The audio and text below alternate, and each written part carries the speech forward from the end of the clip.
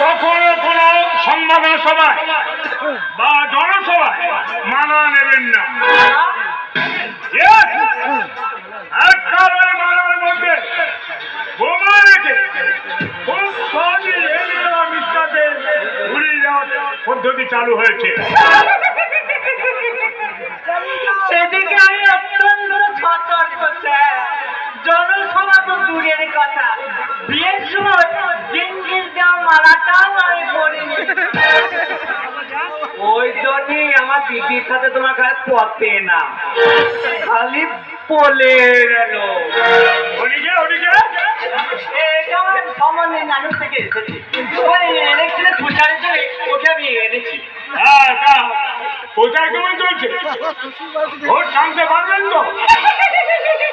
কি যে বলেন স্যার, জনগণ তো ভোট যার জন্য একটে পারে। আবার বলে আজকেল মানে দি দশ, আজকেল মানে বুঝতে পারা। হ্যাঁ, শুনুন সিংহ বাবু, এই সময় জনগণকে ভালো ভালো কথা বলবেন। প্রয়োজনে এই প্রত্যেকের বাড়ি বাড়িতে জনগণের সুবিধা অসুবিধার কথা শুনবে এবং মিথ্যা আশ্বাস দেবে। ভোটের পর সব ভুলে গেছে। ঠিক আছে, ঠিক আছে স্যার। আর ওই ভোটের আগে রাত্রি না,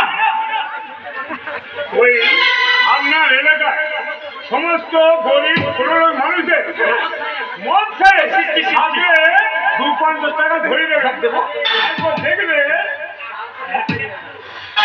আবার বলে গেল মানে দি দশ, উঠে দাঁড়ানো দাঁড়ানো। হ্যাঁ, আর এক কাজ করুন, এই গ্রামে দু চারটে রাস্তায় 2-4 গাড়ি মোড়ান ফেলে দিন। আর কিছু লিখিত নারীদের সে প্রচার করুন, ইলেকশন বা লাইন হয়ে যাবে। হ্যাঁ, ঠিক। আবার বলে গেল অনেক কানে ধরা।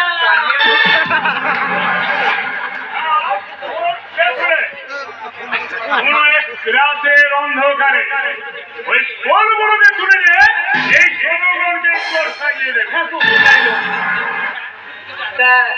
এত টাকা কোথায় পাবো স্যার? আরে আমি দিবে সিদ্ধ বাবু, আপনি ইলেকশনকে নিয়ে যে তো রূপাইয়া লাগবে আমি দিবে।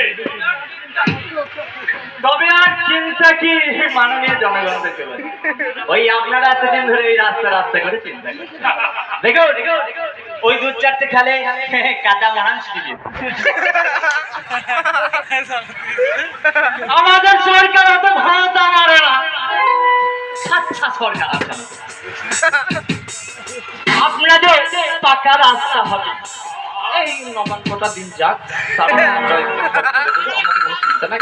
আর রাস্তা হবে ওই ওই কালু চাষার সাইকেলের দোকান থেকে ওই লালু চাষার বাড়ি পর্যন্ত পাকা রাস্তা।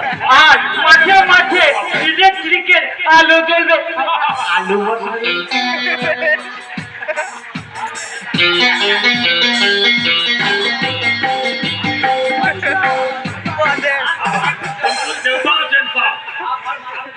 और मालवे पीछे 2-4 रुपया लिए